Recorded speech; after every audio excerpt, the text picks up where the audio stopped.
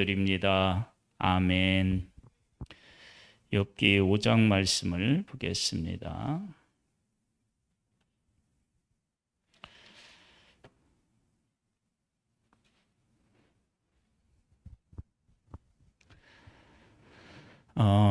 엘리바스가 욥이 자기 생일을 저주하면서 자기의 태어난 것 이런 것들에 대한 고통을 느끼고 이야기를 하자 엘리바스가 그렇게 얘기를 했어요.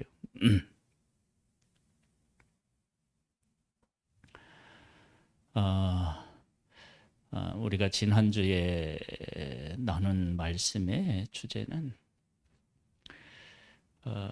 고난이라고 하는 것을, 환난이라고 하는 것을 동일한 시각으로 볼 수는 없다. 죄인이 당하는 고난이 있고 의인이 당하는 고난이 있다. 형태적으로는 똑같지만 그 하늘에 들어가서 내용적으로 보면 완전히 다르다. 그런데 엘리바스는 그 차이를 구분해내지 못했다.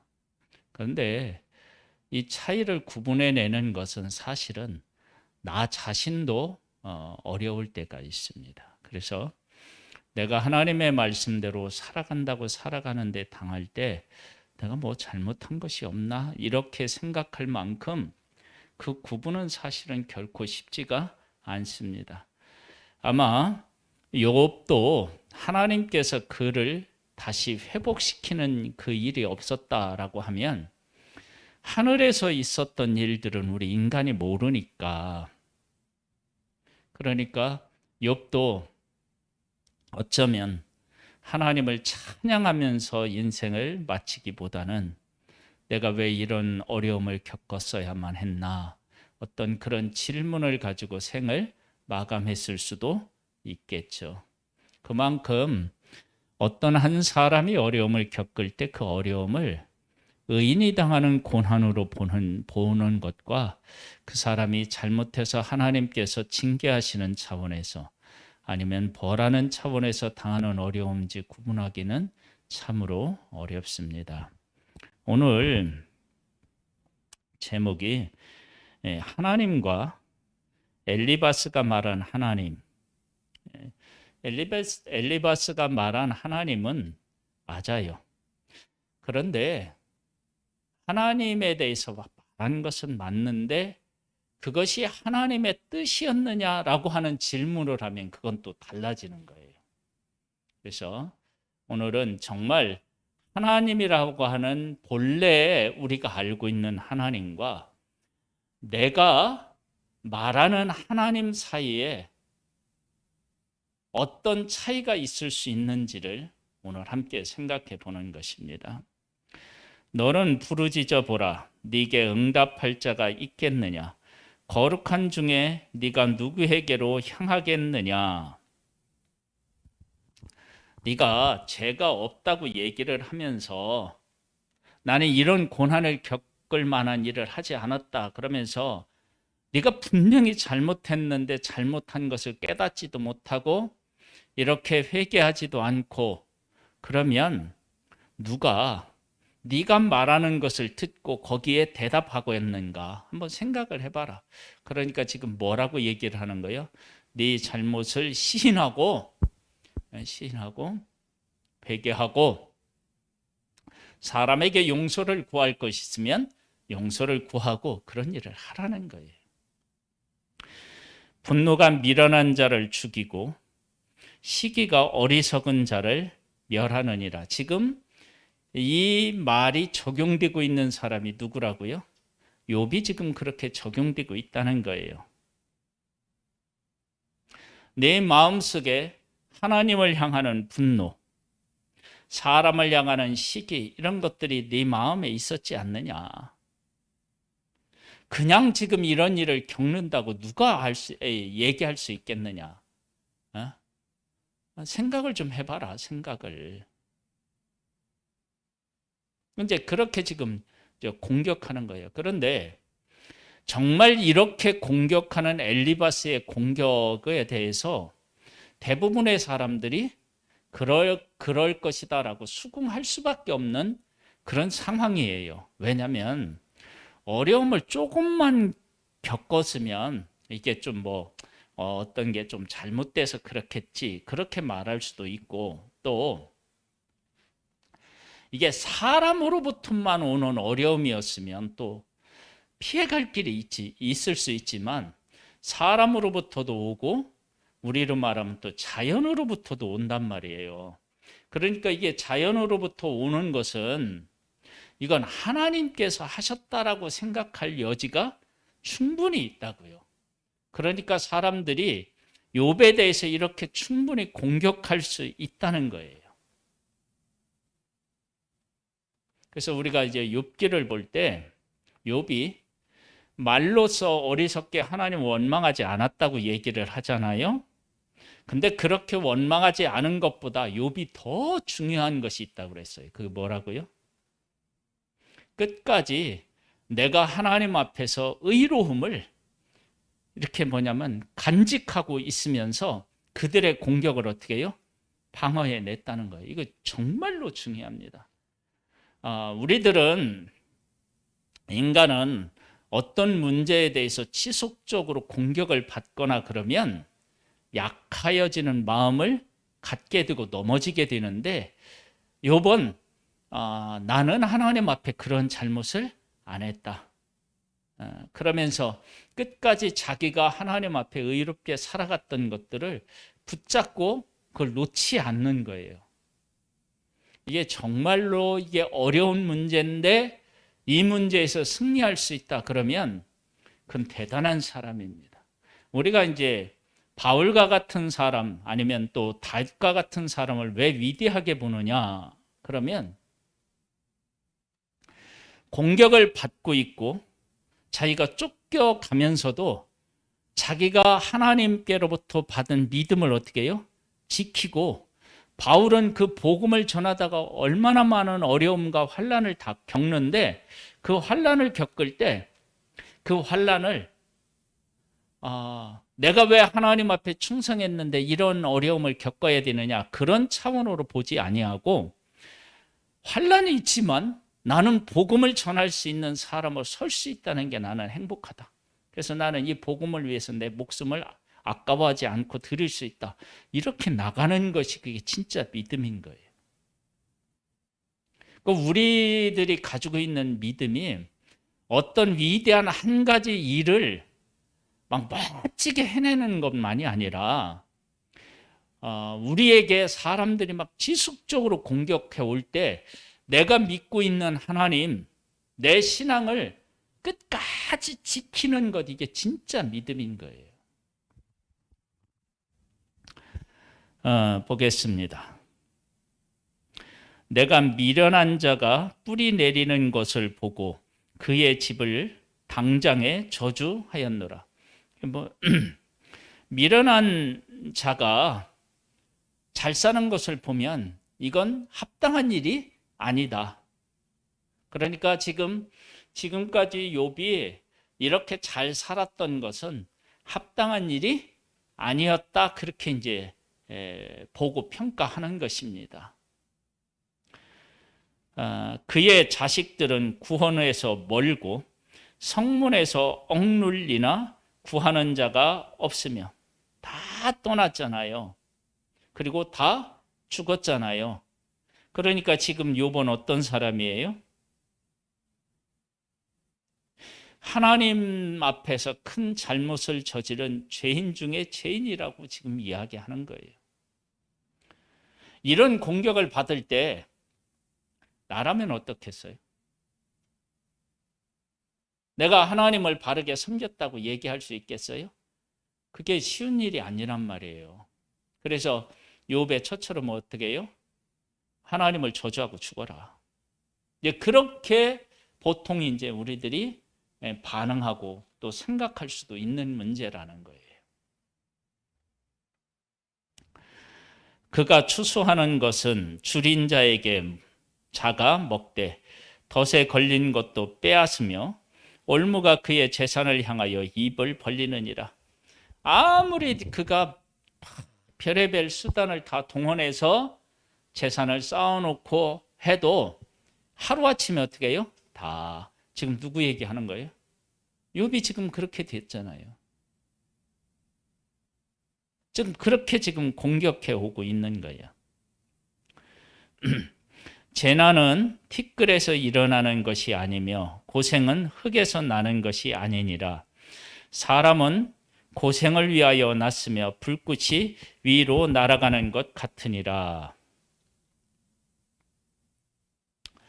지금 욥이 당하고 있는 이 고난은 죄가 있기 때문에 이런 일들을 겪는다라고 하는 것을 전제로 하고 있어요. 이제 보겠습니다.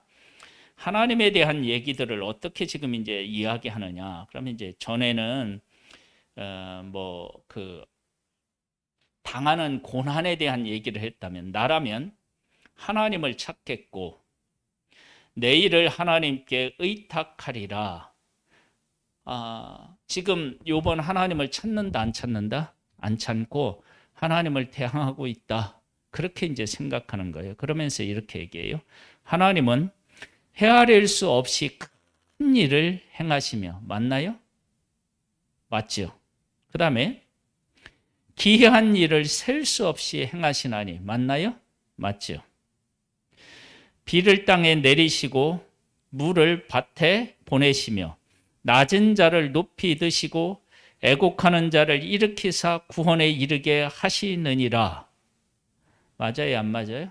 맞죠? 그 다음에 하나님은 교활한 자의 계교를 꺾으사 그들의 손이 성공하지 못하게 하시며 지혜로운 자가 자기의 계략에 빠지게 하시며 간교한 자의 계략을 무너뜨리심으로 그들은 낮에도 어두움을 만나고 대낮에도 더듬기를 밤과 같이 하느니라.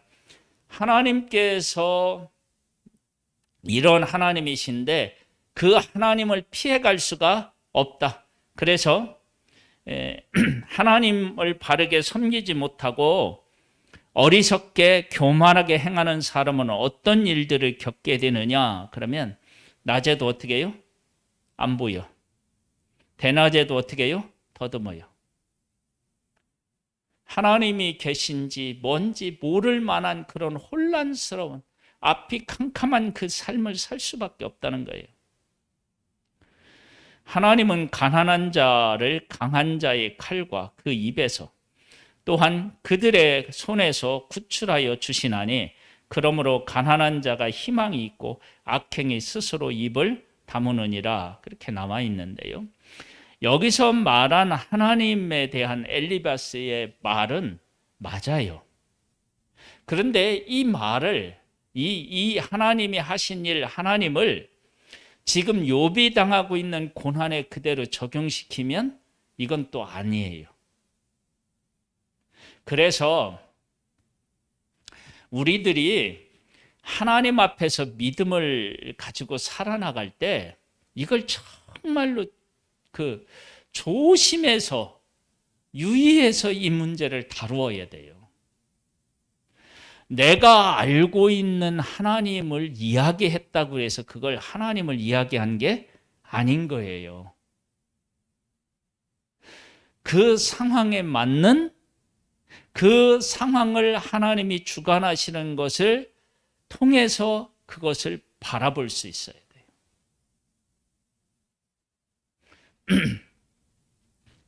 자, 우리 쉬운 예를 한번 들어볼게요. 이스라엘 백성들이 애굽에서 나왔을 때 하나님이 애굽 사람들을 10가지 재앙으로, 그리고 이제 홍해를 건너면서 이 애굽의 막 그 전차 군대를 다 하나님께서 수장시키시고 이들을 인도해 내셨어요. 그렇게 자기들을 특별하게 보호하시고 인도하신 하나님이시라면 이스라엘 백성들 입장에서 보면 어디로 바로 인도해야 돼요? 약속의 땅으로 가야 돼요. 그런데 지금 어디로 가고 있어요? 광야길로 가고 있어요. 그런데 이 광야길이 어떤 길인지를 하나님께서 설명하신 게 있어요. 뭘로 설명했어요? 홍해 사건으로. 왜냐하면 애굽으로 가는 길이 가까울지라도 홍해길로 어떻게 해요? 가게 하셨어요. 그래서 누가 쫓아오느냐면 애굽의 군대가 쫓아오고, 그래서 이스라엘 백성들이 원망하는데 홍해에 길을 내셨다고요. 그러니까 이스라엘 백성들을 돌아가게 하신다 할지라도 그 안에서 이스라엘 백성은 죽지 아니하고 놀라운 승리를 얻으며 이 이스라엘 백성들이 홍해를 건너고 온 이스라엘이 막 하나님을 찬양한 것처럼 그런 찬양을 부르도록 하나님이 하시겠다라고 하는 것을 보여주셨잖아요. 그런데 하나님께서 광야길로 인도하실 때 이스라엘 백성들은 불평, 원망 이런 것들을 놓지 못하잖아요.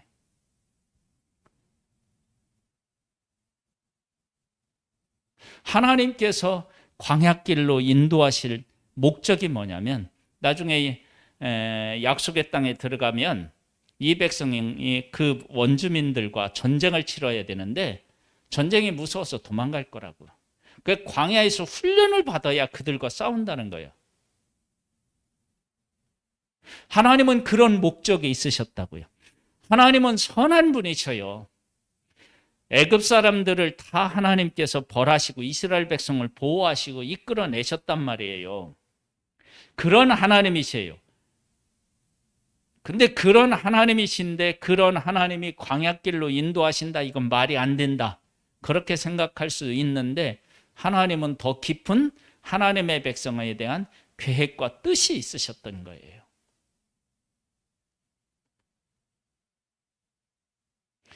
우리가 그런 것들을 올바로 깨달아 할 수 있느냐? 없어요. 왜냐하면 하나님의 어리석은 것이 사람의 지혜로운 것보다 더 지혜롭다고요. 그러니까 우리가 가지고 있는 이 지혜를 아무리 궁리해서 하나님의 뜻을 알려고 해도 다 몰라요. 그래서 우리에게 뭐가 필요하느냐면 하나님이라고 하는 분이 어떤 하나님이신지를 알고 그 하나님을 고백해야 되는 거예요. 하나님은 사랑의 하나님이시다, 은혜의 하나님이시다, 긍휼의 하나님이시다, 변함이 없으신 하나님이시다, 약속하신 것을 지키시는 하나님이시다. 그 하나님을 믿고 나아가는 거예요. 우리는 다 모른단 말이에요. 그래서 지금 그렇게 모를 수밖에 없어요. 하나님에 대해서는 이야기할 수 있지만 그 하나님을 지금 욥이 당하는 고난에 그대로 적용하는 것은, 하나님에 대한 말은 맞는데 적용하는 데는 이건 안 되는 거예요. 또 이게 다른 문제란 말이에요. 그래서 우리가 이 사실을 잘 기억하고 있어야 돼요. 그러니까 하나님이 어떤 하나님이신지, 어떤 계획을 가지고 계셨는지에 대해서 명확하게 알지 못하면 우리가 하나님에 대해서 오해할 소지가 참으로 많아요. 지금 유대인들이 예수님을 인정하지 않는 것도 하나님의 방법에 대해서 그들이 제대로 다 알지 못했기 때문인 거라고요. 그리고 많은 사람들이 시험에 드는 것도 하나님께서 나에게 어떤 계획을 가지고 계신지에 대해서 제대로 알지 못했기 때문에 그런 일들이 일어나는 거예요. 자, 보겠습니다. 볼지어다 하나님께 징계받는 자에게는 복이 있나니. 그러니까 지금 욥이 지금 이런 큰 고난을 겪고 있는 것은 하나님께서 욥으로 하여금 제대로 깨달아 알고 돌아와라 라고 하는 사인으로 지금 해석한 것이죠. 그렇게 이제 해석을 한 거예요. 그런즉 너는 전능자의 징계를 업신여기지 말지니라. 지금 너 그렇게 목을 꼿꼿하게 세우지 말고 하나님 앞에서 내 잘못이 무엇인가를 좀 잘 살펴보고 회개하고 돌아봐라. 지금 하나님께서 너를 지금 사랑하셔서 오기를 바라는 마음으로 징계하고 있는데 네가 그렇게 그런 하나님의 의도는 모르고 그렇게 목이 뻣뻣하게 있으면 너 하나님 앞에 더 맞는다. 이런 개념으로 지금 이야기를 하고 있는 거예요. 하나님은 아프게 하시다가 싸매시며 상하게 하시다가 그의 손으로 고치시나니 여러 가지 환난에서 너를 구원하시며 7가지 환난이라도 그 재앙이 네게 미치지 않게 하시며 기근 때의 죽음에서 전쟁 때의 칼의 위협에서 너를 구원하실 터인즉 네가 혀의 채찍을 피하여 숨을 수가 있고 멸망 올 때에도 두려워하지 아니할 것이라. 네가 이런 것들을 잘 깨달아하고 하나님 앞에 돌아오면 하나님께서 너를 어떻게 해요? 보호해 주실 것이다. 그러니까 네 죄를 하나님 앞에 아리고 거기서 구원을 받아라. 근데 이 이야기도 보편적인 가치에서는 어떻게 해요? 맞는 말이에요. 그런데 욥이 지금 우리가 이제 알고 있는 대로 욥기 1장, 2장 읽어보면 욥의 고난은 욥이 잘못했기 때문이 아니에요. 왜냐하면 하나님이 욥을 어떻게 해요? 칭찬하신 것을 보면 알 수 있어요.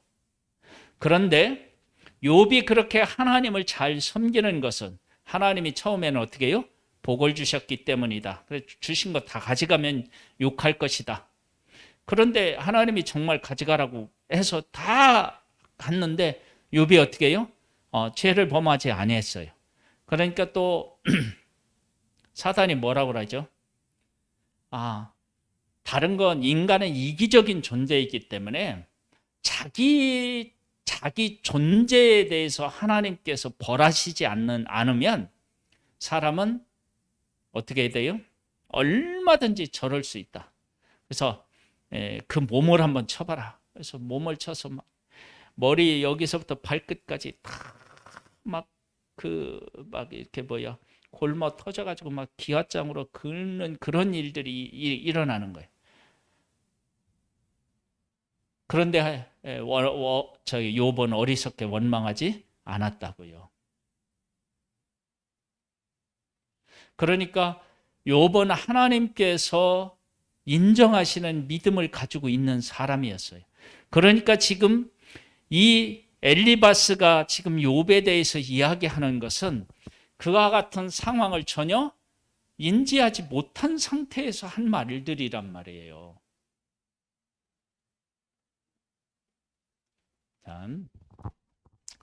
우리 잘 아는 비유, 예수님의 비유를 통해서 한번 생각해 보겠습니다. 아버지에게 두 아들이 있어요. 첫째 아들, 둘째 아들. 둘째 아들이 어떻게 얘기해요? 아버지, 내 유산 주세요. 그래서 챙겨가지고 멀리 가서 허랑방탕하고 돌아왔어. 객관적으로 보면 이 둘째 아들을 어떻게 해야 돼요? 받아주지 마야 돼요. 고생하도록 놔둬야 돼요. 그런데 아버지는 어떻게 해요? 먼데 달려가서 그를 안고 모든 것들을 다 줘. 그랬더니 형은 객관적으로 보는 거예요. 아니, 아버지 재산을 창기하고 다 날려보곤 그 아들을 이렇게 대우하실 수 있냐고. 그렇게 이야기를 하는 거예요. 그럴 때 아버지가 뭐라고 말씀하시죠? 얘는 죽었다 살아난 애다. 내가 잃었다가 얻었다. 그렇게 이야기를 하는 거예요. 다른 거예요. 보는 시각이 달라요.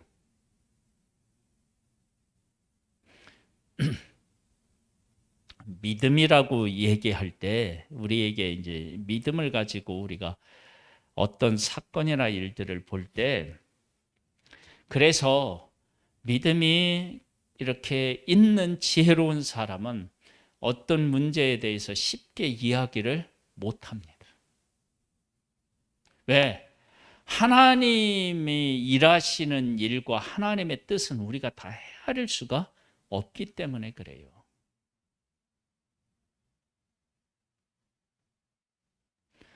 정말로 우리가 볼 때 이해가 안 되는 사람이 있어요. 이해가 안 되는 사람. 정말 봐도 이해가 안 되는 사람이 있어요. 그런데 하나님께서 그 사람을 통해서도 하시고자 하는 일이 있는 거예요.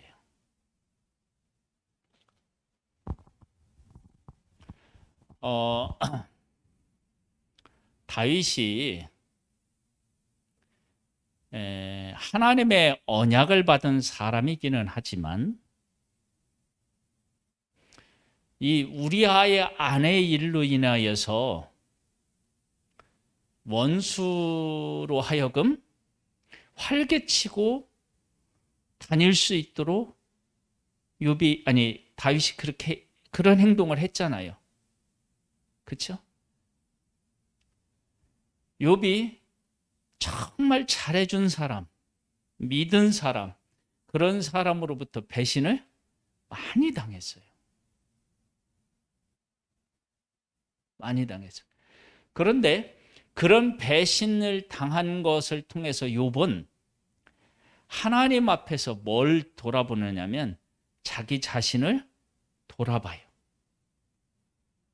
그러니까 배신한 사람들에게 초점을 맞추는 것이 아니라 다윗은 어떻게 해요? 그렇게 도망다니면서도 쫓기면서도 하나님 중심으로 자기 자신을 보는 그런 눈을 가지고 있었어요. 믿음을 가지고 있었어요. 그렇죠? 그 신하가 막 저주하고 막 이렇게 올 때도 내비둬라. 내 아들도 나를 그렇게 하는데 내가 가서 막 죽일까요? 그런데 그렇게 하지 말라고 그러잖아요. 신하가 가서 죽이려고 하는데도. 그러면서 뭐냐면 이 일을 통해서 내가 이렇게 그런 잘못을 하지 않는데도 이런 고통을 겪는 것을 하나님이 나를 보시고 나중에 더 귀한 것으로 나한테 갚아주실 줄 누가 아냐. 그렇게 하면서 하나님 중심으로 그 상황을 바라보지 그의 배신에 초점을 두고 바라보는 게 아니에요.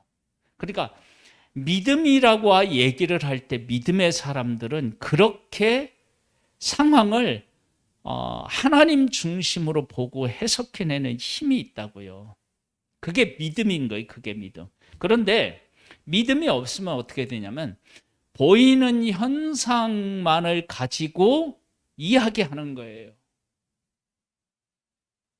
이야기.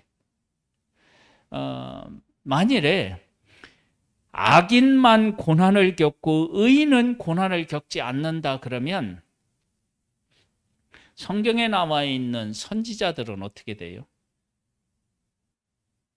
그 얘기가 안 되는 거예요. 왜냐하면 거짓 선지자들은 왕하고 이렇게 가까이 지내면서 부귀영화를 누리고 진짜 참 선지자들은 망한다. 회개하라. 막 이런 얘기를 했기 때문에 사람들로 환영을 받지 못했어요. 그러면 그런 선지자들을 객관적인 것으로 평가하면 어떻게 돼요? 그러면 선지자들의 삶은 실패한 삶일 수밖에 없는 거죠. 그런데 성경에서는 그렇게 이야기하지 않는다고요. 그렇게 우리가 살고 있는 우리의 삶을 그런 시각으로 우리가 이렇게 바라보면 우리가 쉽게 이야기하면 안 되는 거예요. 왜냐하면 그 본질을 우리가 제대로 정확하게 보지 못하니까. 그러니까 엘리바스도 하나님 앞에서 있었던 회의 장면을 전혀 모르는 거 아니에요. 욥을 하나님이 인정하신 것 그거 모르는 거 아니에요. 그러면서 하나님은 이런 하나님이시고 그런 하나님이시니까 네가 하나님 앞에 잘못을 회개하고 돌이키면 하나님께서 은혜를 베풀어 주실 것이다. 이렇게 얘기를 하니까 그 이야기를 듣는 욥의 입장에서는 어떻게 해요? 답답한 거죠. 답답한 거.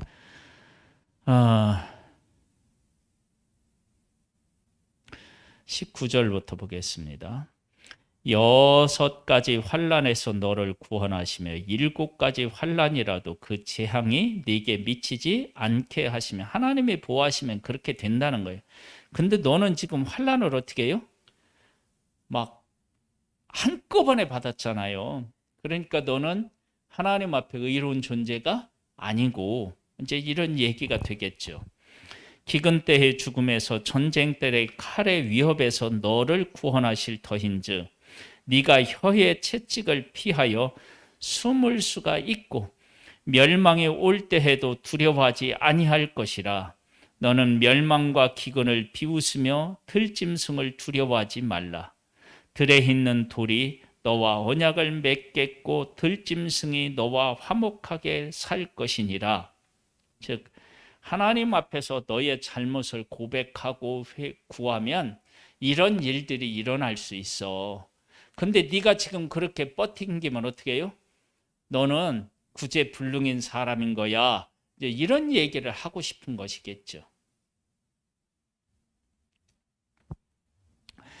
네가 네 장막의 평안함을 알고 네 우리를 살펴도 잃을 것이 없을 것이며. 근데 지금 어떻게 해요? 평안함도 없고 모든 것을 다 잃었잖아요. 그러니까 너는 지금 그렇게 하면 안 된다. 그 얘기를 지금 하고 있는 거예요. 만일 엘리바스가 이렇게 말한 것처럼 욥이 그렇게 했다 그러면 어떻게 될까요?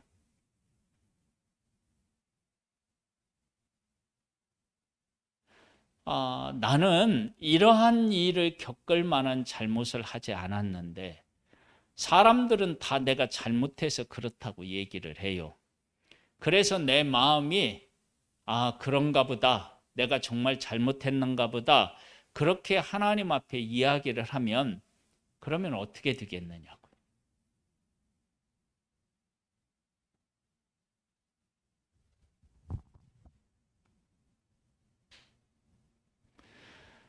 이 부분에 대하여서 우리가 하나님 앞에서 믿음의 고백을 할 수 있어야 돼요. 믿음의 고백. 어떤 믿음의 고백이냐?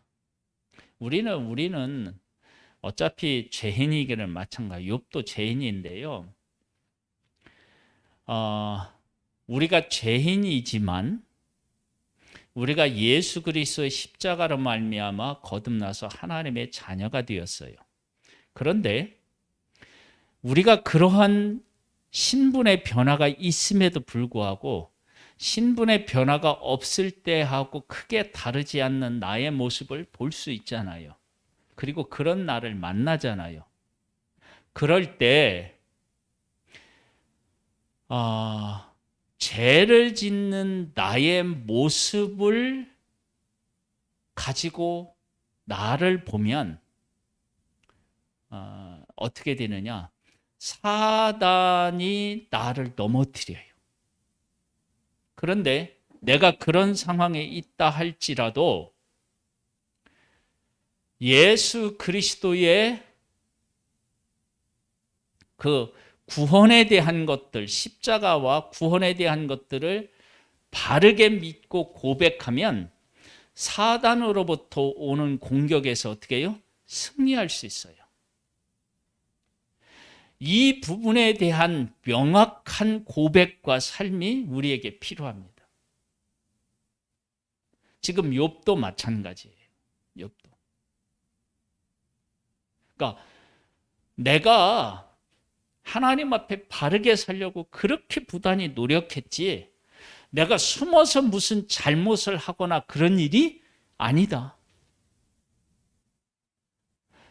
그걸 하나님께서도 욥을 인정하셨는데 그 하나님이 인정하신 그 믿음을 욥은 어떻게 해요? 이런 공격을 할 때 포기하면 안 되는 거예요. 포기하면 하나님께서 인정하는 믿음이 아닌 거죠. 그럴 때 내가 어떻게 되냐면 하나님이 인정하신 믿음 안에 거하는 것이 필요한 거예요.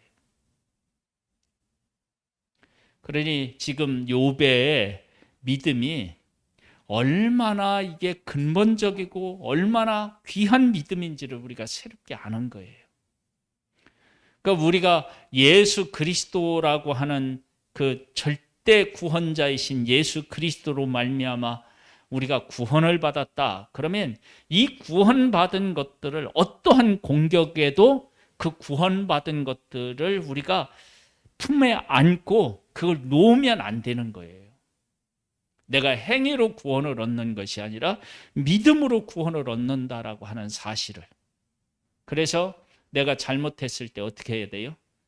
내 잘못한 것 때문에 절망하는 것이 아니라 예수 그리스도의 십자가로 와서 예수님의 십자가 앞에 죄 씻음을 받고 다시 일어서서 하나님 은혜에 감사하는 그런 삶으로 돌아가고 그렇게 살아서 승리를 얻어야 되는 거예요. 지금 이제 그런 이야기를 지금 하고 있는 거예요. 볼까요?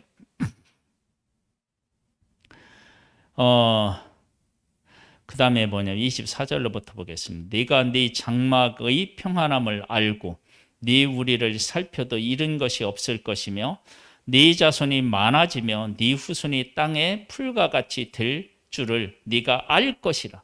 네가 바르게 서면 이러한 일들을 알게 될 것이다.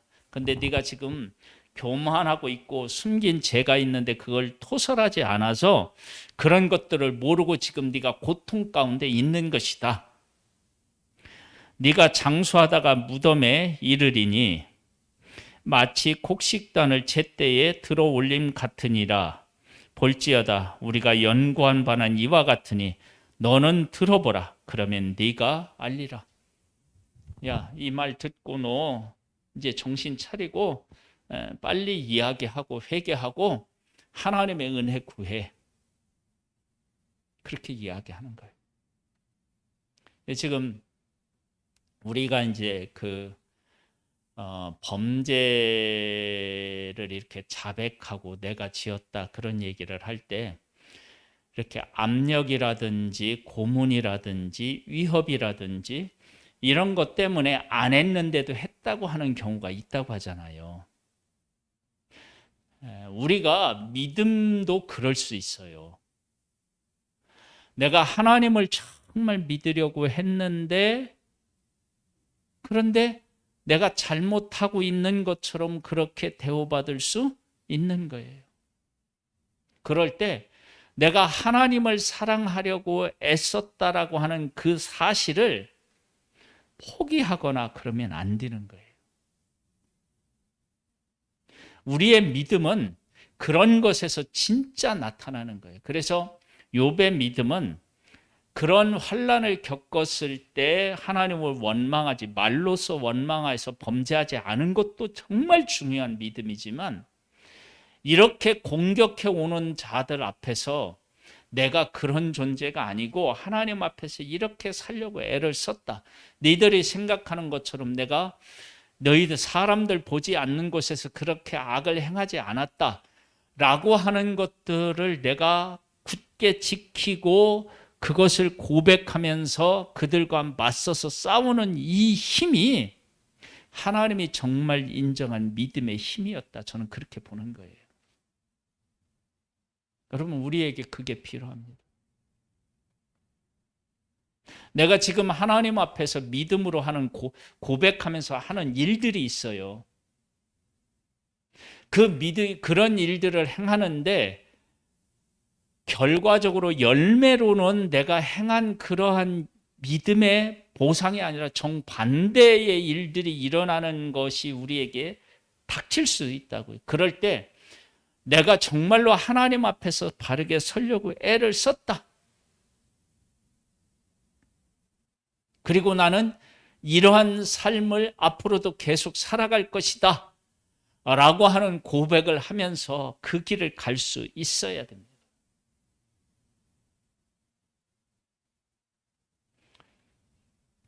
사람마다 하나님께서 주시는 사명이라고 하는 게 있어요. 사명. 모든 목회자가 다 조영기 목사님처럼 그렇게 많은 성도들을 하고 목회를 할 수 없어요. 만약에 그렇게 많은 목회를 하는 목사님들만 있으면 우리나라는 목회자가 몇 명 필요치가 않아요. 그렇죠? 어떤 분들은 평생 충성하는데 고생만 하다가 가시는 분도 있을 수 있는 거예요. 그때 내가 고생만 하다가 열매가 없는 것 같은데도 이 길이 하나님께서 원하시는 길이다 그러면 어떠한 공격이 온다 할지라도 이건 내가 가야 할 사명의 길이야. 뭐 게으르고 나태하고 그런 문제가 아니고요. 하나님이 내게 주신 사명이면 그 길을 어떻게 해요? 끝까지 완주해 나아가는 것, 그게 믿음인 거예요. 요번 그 부분에서 어떻게 해요? 승리하는 거예요. 우리도 그런 믿음을 가지고 승리하는 이걸 이름하여서 믿음의 용사라고 하지 않겠어요? 그렇죠? 그런 일들이 우리에게 있기를 소망합니다. 믿음의 승리자들이 되기를 소망합니다. 기도드리겠습니다. 하나님 아버지,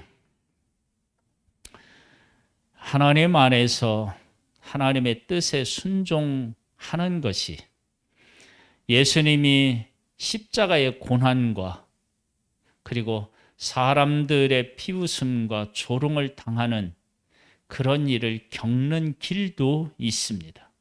욥이 하나님을 잘 섬겼기 때문에 욥이 이런 고난과 아픔을 겪고 있습니다.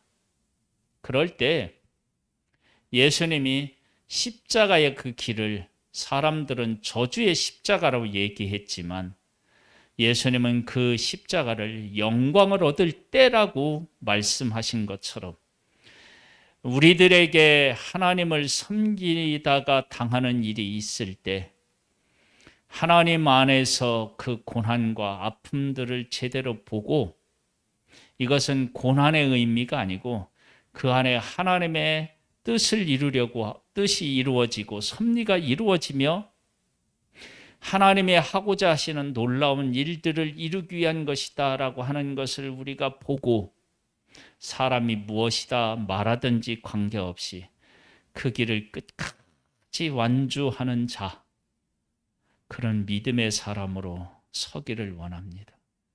오 하나님, 우리를 붙잡아 주시고 성령으로 우리를 충만케 하옵소서. 예수님의 이름으로 기도드립니다. 아멘. 하늘에 계신 우리 아버지여, 이름이 거룩히 여김을 받으시오며 나라에 임하옵시며 뜻이 하늘에서 이룬 것 같이 땅에서도 이루어지리이다. 오늘날 우리에게 일용할 양식을 주옵시고 우리가 우리에게 죄 지은 자를 사하여 준 것 같이 우리 죄를 사하여 주옵시고 우리를 시험에 들게 하지 마옵시고 다만 악에서 구하옵소서. 대개 나라와 권세와 영광이 아버지께 영원히 있사옵나이다. 아멘.